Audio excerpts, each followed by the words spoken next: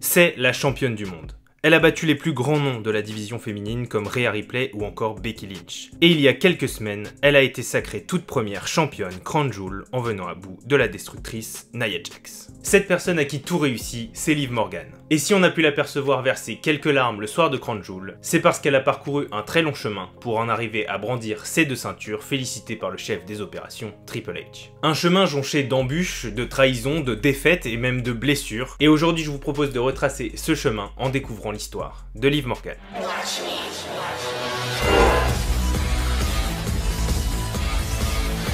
On est le 8 juin 1994 à Morristown dans le New Jersey quand vient au monde la petite Gionna Deidio qu'on connaîtra plus tard sous le nom de Liv Morgan. Elle a 4 frères et une sœur et comme beaucoup d'enfants aux États-Unis, ils se passionnent pour le catch de la WWE. Ils vont même jusqu'à recréer un ring dans leur jardin avec des bâtons et des oreillers afin de reproduire les plus belles prises de leurs idoles. Et son idole à elle, c'est la catcheuse Lita qui cassait un peu les codes girly des divas, troquant les tenues glamour contre des baggy baskets, ce qui parlait beaucoup aux côtés garçon manqué de Gionna. Avant d'être opérée par la WWE, Gionna, elle va travailler dans différents milieux en étant d'abord pom-pom girl de compétition, avant de travailler dans la chaîne de restaurants Hooters, dans lequel elle a à la fois cuit des ailes de poulet, mais aussi été mannequin pour certaines de leurs campagnes publicitaires. Et c'est en 2014, alors qu'elle est âgée de seulement 20 ans, qu'elle est repérée par la WWE alors qu'elle s'entraîne dans le gymnase de Joe DeFranco, un grand nom dans le sport américain puisqu'il a entraîné plusieurs joueurs de la NFL, mais aussi plusieurs athlètes de la WWE, comprenant par exemple Triple H ou encore l'Undertaker.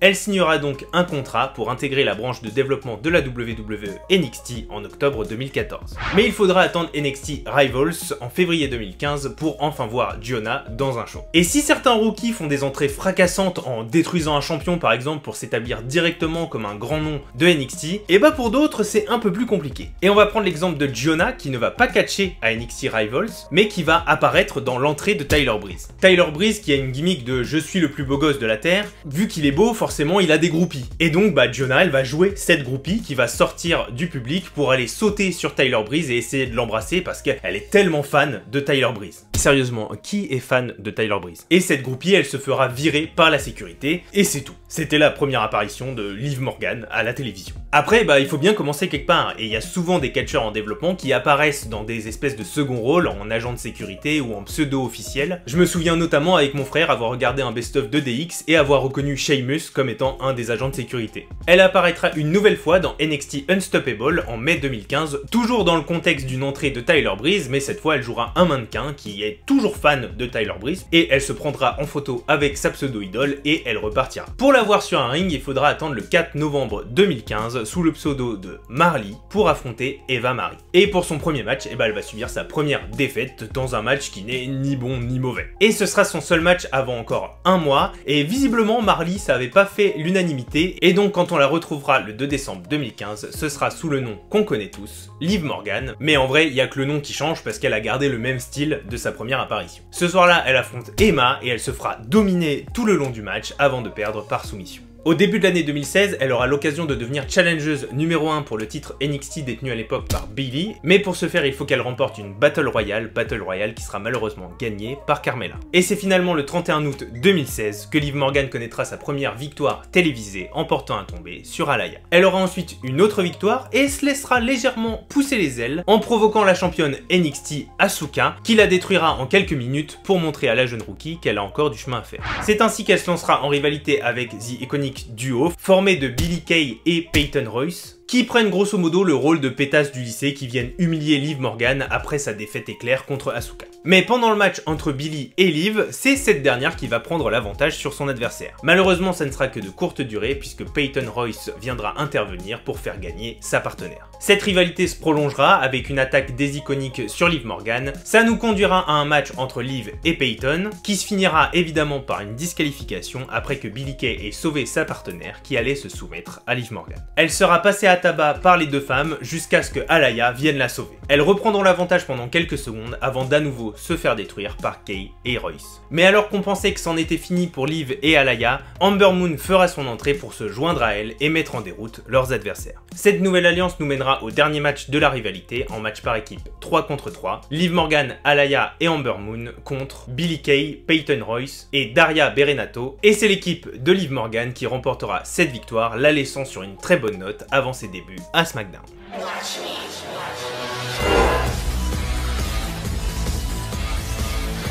Ses débuts à SmackDown auront lieu le 21 novembre 2017. On la retrouvera aux côtés de Ruby Riott et Sarah Logan pour détruire tout le roster féminin. Elles s'en prendront d'abord à Naomi dans les vestiaires, puis à Becky Lynch qui visiblement voulait s'interposer entre les deux mais n'a pas réussi. Et plus tard dans la soirée, elles interrompront le match entre Charlotte Flair et Natalya pour les passer à tabac. Liv Morgan venait de passer heel avec ses deux camarades de NXT et elle venait de s'établir comme une sérieuse menace sur le roster féminin de SmackDown. La semaine suivante, elles se présenteront sous le nom de The Riott Squad et auront un premier match 3 contre 3 contre Charlotte Flair, Natalya et Naomi. Et ce match 3 contre 3, il va vite se transformer en un 2 contre 3 après que Natalya ait abandonné ses coéquipières jugeant qu'elle ne méritait pas de faire un tel match. Et je dirais même que ça s'est transformé en un 1 contre 3 après que Liv et Sarah aient blessé Naomi avec les escaliers en dehors du ring. Charlotte Flair va quand même réussir à tenir tête aux 3 nouvelles venues, mais la supériorité numérique de The Riott Squad leur permettront de coucher la championne pour avoir leur première victoire dans le roster principal. Elles vont continuer de s'immiscer dans les affaires de Charlotte Flair en participant à son match de championnat contre Natalya lors de Clash of Champions.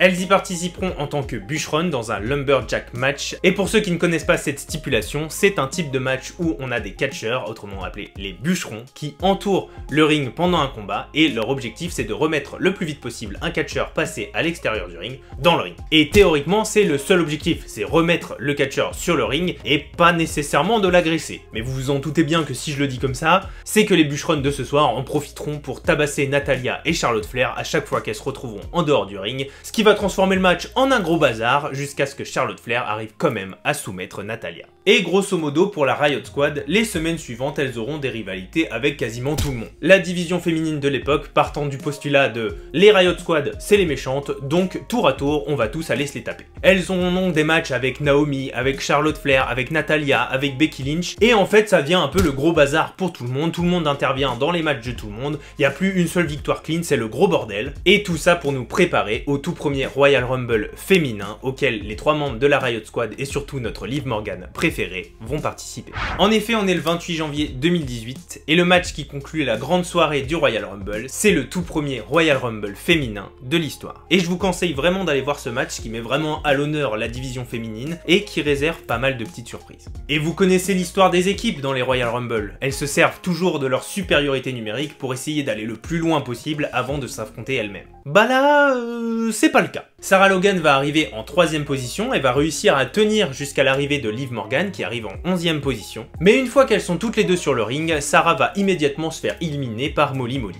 Et rebelote, juste avant l'arrivée de Ruby Riott, c'est Liv Morgan qui se fera éliminer par Michelle McCool, Liv qui n'aura pas fait forte impression sur ce premier Royal Rumble. Évidemment, celle du groupe qui va le plus briller, c'est Ruby Riott qui va réussir à éliminer Becky Lynch avant de se faire littéralement éjecter en dehors du ring par Nia Jax. Et c'est assez représentatif de cette partie de la carrière de Liv Morgan. Alors oui, on la voit très régulièrement dans les shows principaux, mais c'est principalement pour mettre en avant Ruby Riott qui a formé sa squad pour la faire briller. En fait, Liv, elle parle très peu, elle catch très peu comparativement à Ruby Riott qui aura même une opportunité au titre de Charlotte Flair le 11 mars à Fastlane. Et c'est vrai, on voit Liv, elle est au bord du ring, on la voit, mais il n'y a pas vraiment beaucoup de place pour qu'elle soit mise en avant. Pour faire un comparatif avec une autre équipe, le Judgment Day, dès le départ, essayait de mettre en avant un peu tous ses membres. Ils avaient beaucoup de matchs, ils avaient beaucoup de temps de parole, ce qui leur a permis à tous de montrer leur talent en dehors et à l'intérieur du ring. Et là, malheureusement pour Liv Morgan, eh bah c'est pas le cas. Et je trouve ça dommage qu'une rookie comme Liv Morgan ait été mise dans l'ombre d'une autre rookie, Ruby Riott. Mais cette collaboration l'emmènera quand même à participer à son premier WrestleMania. Alors, certes, c'est dans le pré-show, mais ça reste le pré-show de WrestleMania. En effet, les 3 membres de The Riott Squad participeront à la toute première Battle Royale féminine de WrestleMania. Et ce qu'elles n'avaient pas pu faire lors du Royal Rumble, elles le feront ce soir lors de la Battle Royale, puisqu'elles s'allieront toutes les 3 afin d'éliminer beaucoup de concurrents. Elles arriveront quand même dans les 6 dernières participantes, mais à ce moment-là, Liv Morgan se fera éliminer par Bayley, et ensuite Sasha Banks éliminera Ruby Riott et Sarah Logan à la suite. Et c'est finalement Naomi, la dernière des 6 participantes, qui remportera cette Battle Royale. Le 16 avril, les 3 membres de The Riott Squad seront transférés à Raw lors de la Superstar Shake-Up. Et pour fêter ça, elles se feront de nouvelles ennemies en intervenant dans le match entre Bayley et Sasha Banks. Et c'est aussi l'une des premières fois qu'on verra Liv Morgan avec un nouveau style, sa sa langue bleue. En effet, à partir de là, elle laborera très fièrement sa langue bleutée. Elle révélera plus tard dans une interview que c'était pas tout à fait volontaire, puisque juste avant l'une de ses interventions, elle avait pris un bonbon qui s'avérait être un tache-langue, un très grand classique selon moi, et lorsqu'elle a découvert que sa langue était devenue toute bleue, elle s'est dit « Oh bah c'est original, c'est un peu stylé, vas-y je la garde ». Et en revenant du ring, elle pensait qu'elle allait se faire engueuler par le staff, mais comme personne n'a rien dit, bah elle s'est dit « Allez, bah si personne dit rien, ça va devenir mon truc ». Leur arrivée dans le show rouge ne va pas changer la dynamique de leur équipe, puisque c'est globalement Ruby Riott qui va faire beaucoup de matchs, accompagné de ses deux acolytes dans le bord du ring, qui interviennent pour lui donner la victoire, mais qui font surtout de la figuration. Et elles n'auront pas non plus de grosses rivalités en équipe, puisque dès qu'elles arriveront, elles déclareront qu'elles veulent absolument détruire tout le monde, exactement comme elles ont voulu le faire à SmackDown. Mais faut dire aussi qu'à l'époque, c'était pas si facile de construire une rivalité en équipe, puisque dans le roster féminin, il n'y avait pas vraiment d'équipe, et d'ailleurs il n'y avait même pas de titre par équipe, c'est vraiment une époque différente par rapport à aujourd'hui. Donc on va essayer de passer un peu rapidement sur cette période qui est pas super intéressante, en gardant que les points clés qui concernent notamment Liv Morgan.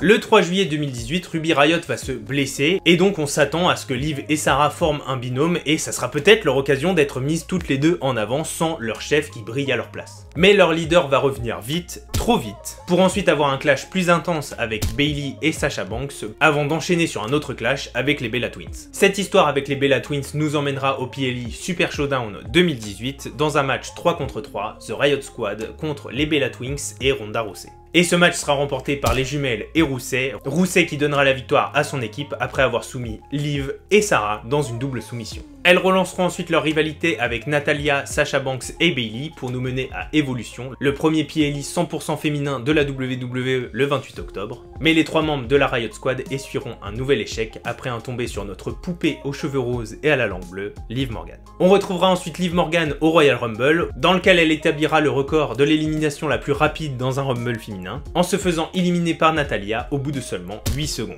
Mais tout leur travail par équipe mené depuis ces dernières années va être récompensé en leur donnant une chance au tout nouveau titre féminin par équipe à Elimination Chamber. Mais attention, c'est pas du tout un match facile puisque c'est un match à 6 équipes dans les cellules d'une Elimination Chamber. On y retrouvera donc Naomi et Carmella, The Iconic, Nia Jax et Tamina, Sonya Deville et Mandy Rose, et enfin Sasha Banks et Bayley qui deviendront officiellement les toutes premières championnes par équipe en remportant le match. Et pour essayer de remonter le moral de Liv, elle participera une nouvelle fois à la bataille royale féminine de WrestleMania 35, mais elle perdra puisque c'est Carmella qui remportera cet événement. Bon, c'est pas une période facile pour Liv Morgan, parce que même si au départ de la Riott Squad elle était pas beaucoup mise en avant, elle avait au moins le mérite de gagner de temps en temps. Parce que là on en arrive à un point où elles n'ont pas de rivalité intéressante, elles perdent tout le temps, et toutes les occasions qu'on leur donne pour essayer de briller un peu, elles perdent encore et encore. Mais heureusement pour Liv Morgan, c'était bientôt la fin de The Riott Squad, puisque le 16 avril 2019, lors de la Superstar Shake-Up, Liv Morgan sera la seule du trio à être transférée à SmackDown, mettant fin à leur équipe. Bon, après son passage à SmackDown, il sera assez expéditif, puisqu'en fait elle n'aura qu'un seul match, en juillet, contre Charlotte Flair, qu'elle perdra. Et à la fin de ce match, on retrouvera Liv Morgan en pleurs, elle descendra du ring, attrapera le micro de Corey Graves pour dire que c'en était trop pour elle et qu'il était temps de partir, et que lorsqu'elle reviendrait, elle serait bien différente. Et à la suite de ça, on ne reverra plus Liv Morgan pendant plus de 6 mois.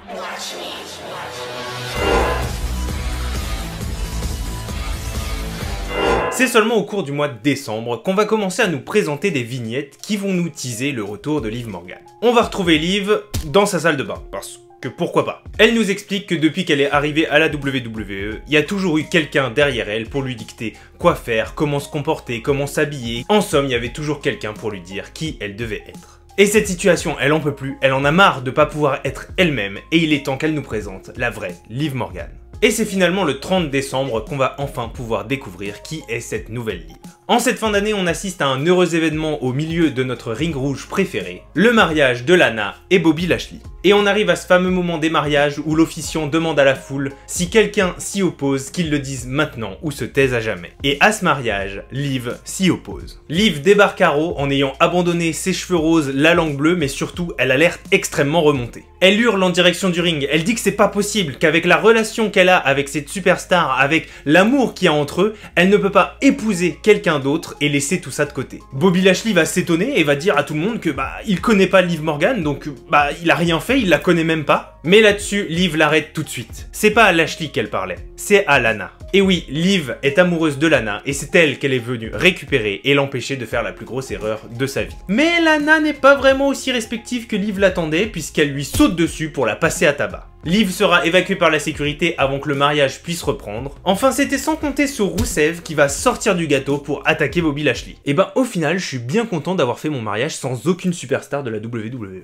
Liv avait donc fait son retour côté face et dans le show rouge de Raw. Je vous l'avais dit, son passage à SmackDown, il était expéditif. Elle s'associera donc à Rusev pour affronter Bobby Lashley et Lana quelques semaines après le mariage, mais malheureusement, ils perdront. Mais Liv n'en avait pas fini avec Lana puisqu'elle enchaînera les 2 semaines suivantes à Raw avec des matchs contre cette dernière. Et c'est vraiment lors de ces 2 matchs qu'on va découvrir la nouvelle Liv Morgan. Elle a changé de musique d'entrée, elle a un look beaucoup plus dark que ce qu'on avait pu connaître auparavant, et elle a un nouveau finisher, le Oblivion, qui lui permettra de venir à bout de Lana les 2 semaines consécutives. Et pour célébrer cette victoire, son ancienne partenaire et meilleure amie Ruby Riott fait son retour après une longue période de blessure pour venir la féliciter dans le ring. Mais les retrouvailles ne seront que de courte durée, puisque Ruby Riott va violemment agresser Liv Morgan avant de la laisser inerte sur le ring. Elle s'expliquera la semaine suivante. Elle dit que elle n'y croit pas du tout à cette nouvelle Liv Morgan. Liv Morgan, elle la connaît bien, c'est d'ailleurs sa meilleure amie, et pour elle, Liv, c'est rien d'autre qu'une suiveuse que Ruby a toujours eu besoin de babysitter. Et la fondatrice de la Riott Squad, elle est justement revenue pour ça, pour montrer à Liv où était vraiment sa place. Liv va se venger de Ruby à la cérémonie de signature de contrat du Elimination Chamber qui va impliquer notamment Sarah Logan et Ruby Riott. Elle profitera que le ton monte entre Natalya et Asuka pour bondir sur Ruby Riott et la défoncer. Sarah Logan va prendre le parti d'être neutre et essayer de les séparer, ce qui lui vaudra d'être promue arbitre spécial pour un affrontement entre Liv Morgan et Ruby Riott.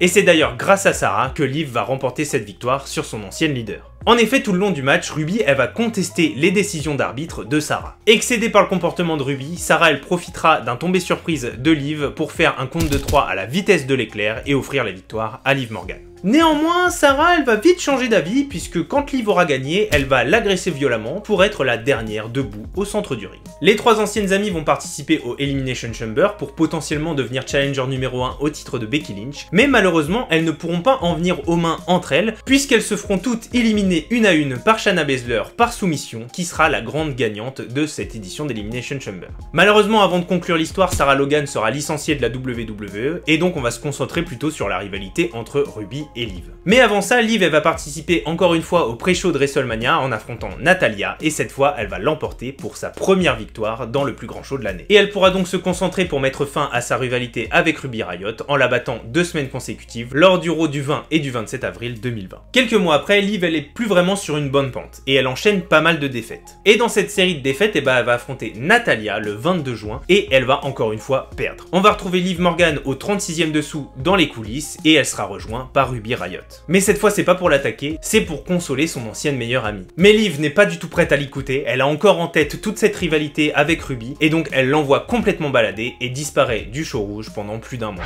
Elle reviendra le 3 août 2020 à l'occasion du KO Show dans lequel participe également Ruby Riott. En fait c'est Kevin Owens qui a manigancé tout ça parce que lui aussi s'y connaît en trahison et il s'y connaît aussi en amitié et il sait que de temps en temps ça fait pas bon ménage et il est un peu triste de la situation entre Liv et Ruby. Et il conseillera donc à Liv d'écouter ce que Ruby a à dire car pour lui il a toujours fait passer les affaires avant mais parfois l'amitié ça doit prendre le pas sur les affaires. Alors Liv va accepter d'écouter ce que Ruby avait à lui dire. Ruby lui avoue que depuis qu'elle est revenue de blessure, tout a changé. Elle était partie en étant la chef d'une équipe, mais quand elle est revenue, ni Sarah Logan ni Liv Morgan n'avaient vraiment besoin d'elle. Et elle a bien essayé de briller toute seule, mais sans ses 2 acolytes, elle n'a fait qu'enchaîner les défaites. Et elle a commencé à en vouloir à Liv d'avoir changé. Elle a rendu Liv et son changement de personnalité responsables de tous ses malheurs. Mais aujourd'hui, elle prend conscience qu'elle a besoin de retrouver ses amis avec qui elle avait fait ses débuts dans le roster principal. Ses débuts avec ses meilleures amies qui étaient tellement importantes qu'elles se sont chacune fait tatouer la date de leur début en roster principal en tant que la Riott Squad. Mais avant qu'on puisse entendre la réponse de Liv, elles sont interrompues par The Iconics, qui, comme à leur habitude, jouent les pétasses de lycée. Avant de travailler sur la vidéo, je les connaissais pas plus que ça, mais je les déteste vraiment, comme quoi elles jouent bien leur rôle de heel. Et pour leur faire cesser leur jacassement incessant, Liv et Ruby vont reformer la Riott Squad pour leur flanquer une raclée ce soir même et lancer une rivalité avec The Iconics. La nouvelle Riott Squad aura l'occasion de les battre une nouvelle fois à Payback, avant leur dernier affrontement la semaine suivante à Raw avec une stipulation spéciale. Les gagnantes du match gagneront un match de championnat pour les titres par équipe féminin, et celles qui perdent devront dissoudre leur équipe. Et c'est bien la Riot Squad qui remportera ce match et une opportunité au titre par équipe, dissolvant ainsi The Iconics et gagnant la rivalité. Malheureusement, elles n'arriveront pas à arracher les ceintures qui étaient détenues à l'époque par Shayna Baszler et Nia Jax. Elles seront ensuite transférées toutes les deux à SmackDown et se qualifieront au match Survivor Series afin de représenter l'écurie bleue aux côtés de Bayley, Bianca Belair et Natalya. Mais malheureusement, elles échoueront face à la Team Raw qui était composée de Lacey Evans, Lana, Nia Jax, Peyton Royce et Shayna Baszler. Et enfin, elles participeront à WrestleMania 37, et cette fois, pas dans le pré-show. En effet, lors de la première nuit de WrestleMania 37, elles participeront à un tournoi pour savoir qui sera les challengers pour les titres par équipe féminin. Elles réussiront à grimper jusqu'en finale, mais seront malheureusement éliminées aux portes du match de championnat contre Natalya et Tamila. Et ce sera la fin de la Riot Squad 2.0, puisque le 2 juin suivant, Ruby Riott sera licenciée suite à des coupes budgétaires à la WWE. Et malheureusement pour Liv, ça va être le début d'une petite série noire. Elle commencera par perdre le Money in the Bank féminin, puis elle perdra le tournoi Queen's Crow. Ensuite, elle obtiendra 2 chances au titre détenu par Becky Lynch, mais elle échouera à 2 reprises. Elle participera au Royal Rumble, mais sera éliminée par Brie Bella, et elle participera au Elimination Chamber, mais elle sera éliminée par Alexa Bliss. Et cette traversée du désert, elle prendra fin lorsque Liv Morgan décidera de reformer une nouvelle équipe, et cette fois avec nul autre que Rhea Ripley. Elles seront d'abord réunies dans un match 3 contre 3 où elles feront équipe avec Bianca Belair pour affronter Becky Lynch, Doudrop Drop et Nikki Ash. Et au-delà de remporter le match, on sent qu'il y a une petite alchimie entre Liv et Rhea qui vont déjà agir et catcher comme si elles étaient une équipe en faisant des moves toutes les deux. Et visiblement, il n'y a pas que nous qui avons pensé ça, puisque la semaine suivante, on retrouvera les deux superstars en équipe pour faire face aux championnes de l'époque, Carmella et Queen Zelina. Elles réussiront à les battre et ça leur donnera une opportunité pour les titres par équipe à WrestleMania 38. Malheureusement, elles ne seront pas tout seules puisque c'est un Fatal 4-Way par équipe et elles n'arriveront pas à remporter les titres malgré que selon moi c'est l'équipe qui a le plus brillé pendant le match. Elles auront une revanche plus tard contre les nouvelles championnes Naomi et Sasha Banks mais elles échoueront encore une fois. Et là, Rhea Ripley elle en peut plus, elle en a marre de tout perdre et elle considère que c'est Liv le poids mort de cette équipe et que c'est à cause d'elle si elle n'est pas encore championne. Alors elle va décider de trahir Liv, de l'agresser pour mettre fin à leur équipe et démarrer une rivalité entre Liv et Rhea. Après elle donnera pas beaucoup plus d'explications sur pourquoi elle l'a trahi, mais ça n'empêchera pas Liv de répliquer la semaine suivante en attaquant Rhea dans les vestiaires. Et ça nous amène au Raw du 9 mai, au lendemain de Backlash. Rhea était intervenue dans le match opposant AJ Styles à Edge pour faire gagner Edge et jurer allégeance à sa nouvelle équipe, le Judgment Day. Et elle expliquera que depuis le début, c'est Edge qui a poussé Rhea à trahir Liv parce qu'il considérait que c'était vraiment le poids mort de l'équipe et surtout le poids mort de Rhea qui l'empêchait d'atteindre son plein potentiel. Mais Liv, elle a pas du tout oublié la trahison de Rhea et elle va se joindre à Finn Balor et AJ Styles qui étaient également en rivalité avec le Judgment Day pour un match par équipe 3 contre 3. Mais ce match qui se déroulait à Hell in a Cell le 5 juin sera malheureusement remporté par le Judgment Day. Et si vous voulez en savoir plus sur le Judgment Day, n'hésitez pas, j'ai fait une vidéo entière sur le sujet et je vous l'épingle juste ici. Et là, il était temps pour Liv d'arrêter les histoires par équipe. Et surtout, il était temps pour Liv de se mettre en avant et de briller un peu. Depuis toutes ces années où elle était dans le roster principal, elle a jamais vraiment été sur le devant de la scène et il était temps que ça change.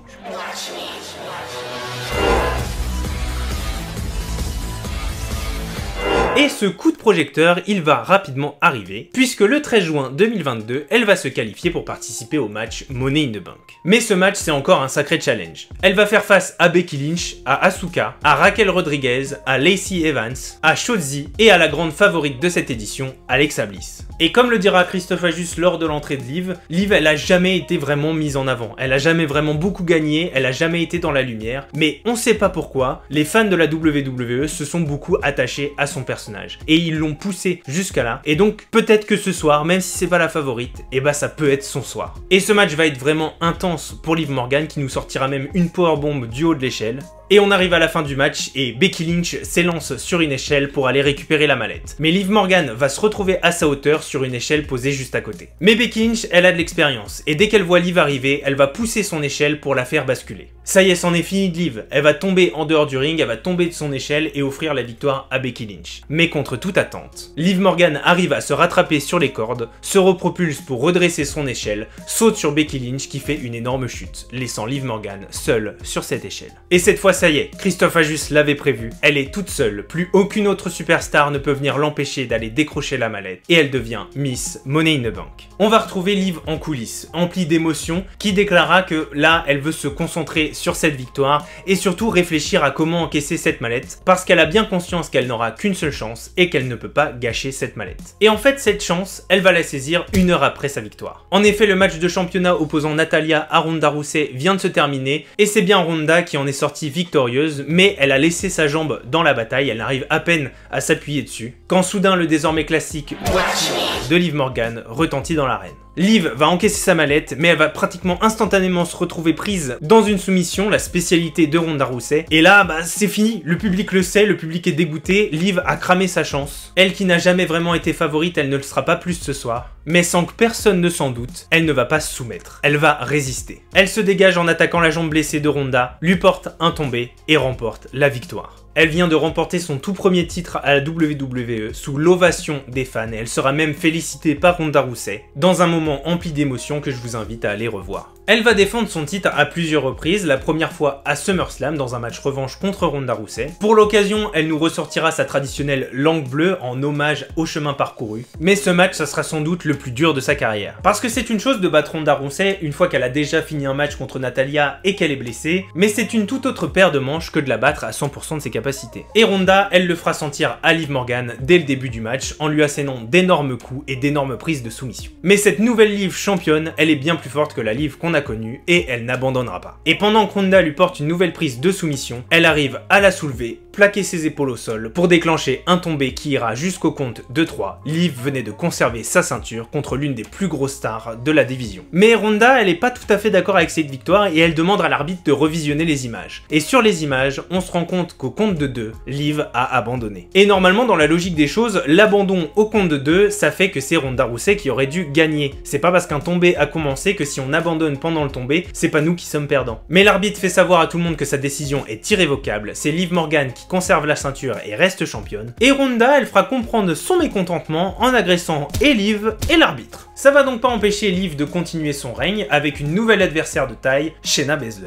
Elle l'affrontera lors d'un match à Clash at the Castle que Liv remportera et cette fois sans aucune ambiguïté pour montrer que c'est pas juste une arriviste et que c'est vraiment une championne qui mérite sa ceinture. Et elle défendra une nouvelle fois son titre contre Ronda Rousey dans un match Extreme Rule dans le PLI du même nom. Les deux superstars nous offriront un match de dingue avec une Liv Morgan qui va choquer l'univers de la WWE par ses prises, par son ingéniosité et par sa résistance. Et Liv, elle fait tellement un match de dingue, elle repousse tellement les assauts de Ronda que jusqu'au dernier moment, on aurait pu penser qu'elle va rester championne et qu'elle aurait une victoire clean contre Ronda Rousey. Mais vous l'aurez compris, c'est bien Ronda Rousey qui va récupérer son titre, mettant un terme au règne de 98 jours de Liv Morgan. Et franchement, son règne, même s'il était court, et ben moi je l'ai vraiment aimé, ça nous a montré que Liv était plus déterminée et plus combative que jamais, et ça a vraiment pas été un règne facile. Elle mettra à profit cette nouvelle force en participant au Royal Rumble et en entrant en deuxième position juste après Rhea Ripley. Et même si elle ne gagnera pas cette édition du Royal Rumble qui sera remportée par Rhea Ripley, elle sera quand même la dernière finaliste et la dernière éliminée. À partir de mars 2023, elle va se relancer dans un run par équipe avec Raquel Rodriguez et elles graviront petit à petit le chemin vers les titres par équipe en battant successivement Emma et Tegan Nox, Damage Control et Natalya et Shotzi. Elles feront également un très bon match dans un Fatal 4-Way par équipe lors de WrestleMania 39, les opposant à Natalya et Shotzi, Chelsea Green et Sonya Deville, et Shayna Baszler et Ronda Rousey. Malheureusement, elles passeront à 2 doigts de remporter le match puisque Liv avait réussi à porter son finisher, mais Ronda Rousey et Shayna Baszler vont revenir à ce moment-là et se servir de son travail pour remporter la victoire. Mais elles arriveront quand même à obtenir une chance pour les titres par équipe qui étaient détenus à l'époque par Becky Lynch et Lita, même si Lita ce soir-là sera remplacée par Trish Stratus parce qu'elle était blessée. Et encore une fois, à la surprise générale, c'est Liv qui va réussir à porter un tombé sur Trish Stratus, offrant à son équipe les ceintures de Becky et Lita. Elles défendront ensuite leur titre à 2 reprises contre Damage Control et contre Chelsea Green et Sonya Deville, mais malheureusement elles devront rapidement laisser les titres vacants après que Liv se soit blessée aux épaules. Mais elles les récupéreront pas si longtemps après puisque Liv Morgan reviendra après seulement 2 mois d'arrêt et c'est donc lors de Money in the Bank que Raquel Rodriguez et Liv Morgan arracheront les titres à Shayna Baszler et Ronda Rousey qui les avaient récupérés suite à l'absence de Liv. Elles ne devront pas attendre longtemps avant de défendre à nouveau leur titre contre Sonya Deville Deville et Chelsea Green. Mais juste avant leur combat, Rhea Ripley, qui n'a visiblement pas apprécié que Raquel s'intéresse à son titre, s'introduira dans les coulisses pendant l'interview de nos championnes pour les agresser violemment, se ciblant particulièrement sur Raquel Rodriguez.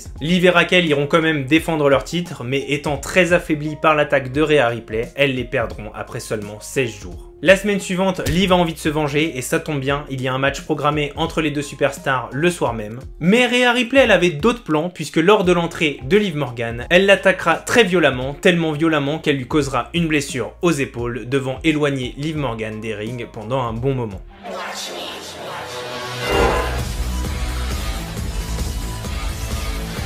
Liv Morgan fera son grand retour 6 mois après en entrant à la 30e position du Royal Rumble. Elle ne remportera pas le match mais elle dira elle-même qu'elle n'en a pas vraiment besoin pour ce qu'elle prépare. Parce qu'elle n'a qu'une idée en tête depuis son retour, se venger de Rhea Ripley. Et d'ailleurs, Liv exposera son plan à Rhea Ripley. Tout ce qui est à toi sera bientôt à moi. Vous l'aurez compris, dans ce retour, elle commencera à afficher des traits de plus en plus méchants après une longue période où elle a été face. Elle commencera son tour de la revanche en agressant Rhea Ripley dans les vestiaires. Et si on pouvait penser que Rhea Ripley est indestructible, malheureusement la semaine suivante ça nous prouvera le contraire, puisqu'elle montera sur le ring le bras en écharpe pour dire qu'elle est tellement blessée qu'elle doit laisser son titre vacant pour aller récupérer et donc s'éloigner très longtemps des rings de la WWE. Liv venait de réussir la première étape de son plan. Elle a réussi à blesser Rhea Ripley et à l'obliger à laisser son titre vacant, et c'est donc avec un grand sourire qu'elle regardera Rhea abandonner son titre. Le 22 avril suivant, la WWE organisera une Battle Royale féminine pour savoir qui succédera à Rhea Ripley. Et c'est Becky Lynch, la challengeuse de Rhea à WrestleMania, qui va remporter le titre. Mais Liv, elle aura quand même une nouvelle occasion lors du PLE suivant, King and Queen of the Ring. Le match est assez intense mais aussi équilibré entre Becky et Liv, jusqu'à ce que Dominic Mysterio, l'amoureux de Rhea Ripley, débarque et vienne perturber le match. En effet, pour Dominic, il est hors de question que ça soit Liv qui devienne championne. C'est quand même elle qui a blessé sa momie, c'est elle qui a obligé Rhea à partir et à laisser son titre vacant. Il est hors de question que c'est elle qui devienne championne. Alors il jettera une chaise à Becky Lynch, puis il ira distraire l'arbitre afin que Becky puisse se servir de la chaise pour détruire Liv. Mais ça va rapidement se retourner contre elle, puisque Liv se servira de la chaise pour amplifier un DDT suivi de son Oblivion, pour ensuite coucher Becky Lynch et remporter la ceinture de championne du monde. Liv l'a fait, elle a récupéré un titre pour son deuxième règne de championne, et elle a récupéré le titre de Rhea Ripley. Becky aura quand même le droit à son match revanche lors du Raw suivant dans un Steel Cage match, mais c'est encore une fois Dominic Mysterio qui, voulant aider Becky Lynch, lui coûtera la victoire. En effet, il incitera Becky à sortir par la porte de la cage en lui ouvrant grand la porte, mais c'est pile à ce moment-là que Braun Strowman, qui était à la poursuite des membres du Judgment Day,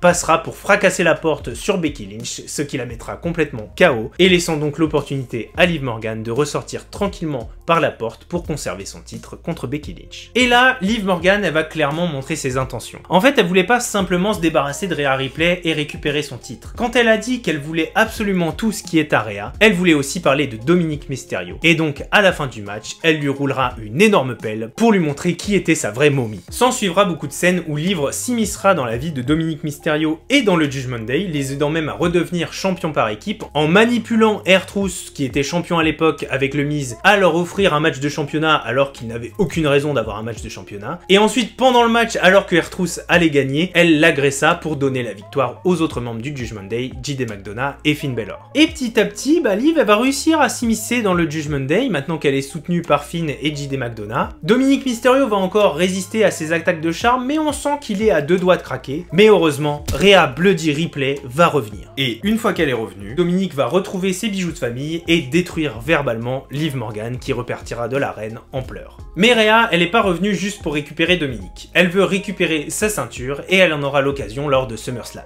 Et franchement, soyons honnêtes, Liv Morgan, elle fait pas le poids face à Rhea Ripley. Elle se servira donc de la ruse pour essayer de tenir le coup contre Rhea Ripley, mais c'est largement insuffisant. Rhea détruit littéralement Liv Morgan et, excédée par la rage, elle va attraper une chaise prête à en finir avec Liv. Mais sur le coup, Dominic intervient. Si Rhea, elle veut redevenir championne, elle ne peut pas tabasser Liv avec la chaise, ça va causer une disqualification, et la disqualification est toujours au bénéfice du champion, et donc c'est Liv qui conservera le titre. Et Dominic, il veut que Rhea redevienne championne, donc il l'empêche et lui arrache la chaise des mains. Mais cette confusion permettra à Liv de surprendre Rhea, de lui porter 2 Oblivion, dont un sur la chaise, et de remporter le match et de conserver sa ceinture. Liv avait donc réussi à conserver sa ceinture contre l'une de ses plus grandes ennemies, Rhea Ripley. Et c'est là que tout va changer. Dominic s'approche de Liv Morgan, l'aide à se relever, puis doucement va l'embrasser devant les yeux médusés de Rhea Ripley. En fait, ce qu'il n'a fait, c'est pas empêcher Rhea de se disqualifier. Ce qu'il a fait, c'est empêcher Rhea de blesser Liv pour lui donner l'opportunité de conserver sa ceinture. Dominic venait officiellement de choisir Liv Morgan.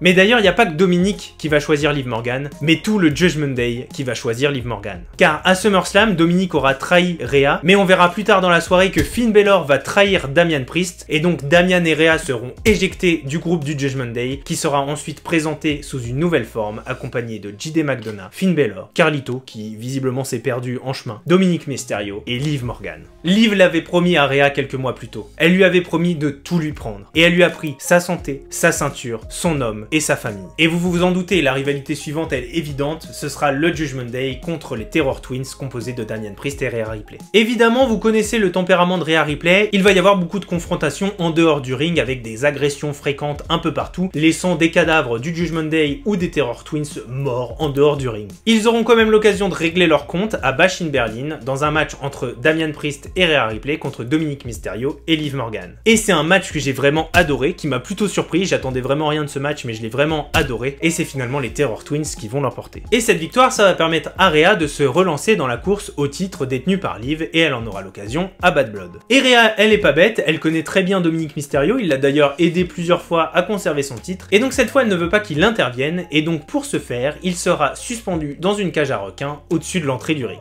Le match entre les deux femmes à Bad Blood est plus un passage à tabac de Rhea Ripley sur Liv Morgan, mais paraît que cette zèle de Rhea Ripley, elle va se déconcentrer de Liv Morgan qu'elle avait clairement battue, pour aller s'amuser à tabasser Dominic Mysterio qui était tombé de la cage et qui du coup s'était pendu par le pied, comme une petite piñata offerte à Rhea Ripley. Elle se saisira donc d'un bâton pour commencer à démonter Dominic Mysterio, mais pendant son passage à tabac, Raquel Rodriguez fera son retour pour anéantir Rhea Ripley. Raquel offrira donc la victoire à Liv Morgan qui conservera une nouvelle fois son titre de championne du monde. Les semaines suivantes, on comprendra que Raquel est en train de devenir le garde du corps de Liv Morgan et commence aussi à faire partie du Judgment Day. Et d'ailleurs, les anciennes championnes par équipe vont s'occuper de Rhea Ripley personnellement en allant l'agresser lors de NXT sur le parking avec une batte de baseball, ce qui laissera Rhea Ripley gravement blessée à la tête et l'écartant une nouvelle fois des rings. Liv avait officiellement fini sa tournée de revanche. Elle avait absolument tout pris à Rhea et elle l'avait détruit. Et on en arrive aux événements les plus actuels sur Liv Morgan. Parce qu'il y a quelques semaines se déroulait Crown Jewel. Et lors de cet événement étaient inaugurés les tout premiers titres Crown Jewel qui récompensaient le meilleur des champions entre la championne du monde Liv Morgan et la championne de la WWE Nia Jax. Et qu'on se le dise, sur le papier, c'en est fini de Liv, Nia Jax la destructrice va encore frapper. Mais pendant le match et comme à son habitude, Dominic Mysterio et Raquel Rodriguez vont venir faire pencher la balance du côté de Liv Morgan qui réussira donc à porter son Oblivion sur Nia Jax et qui lui permettra de remporter la toute première ceinture Crown Jewel.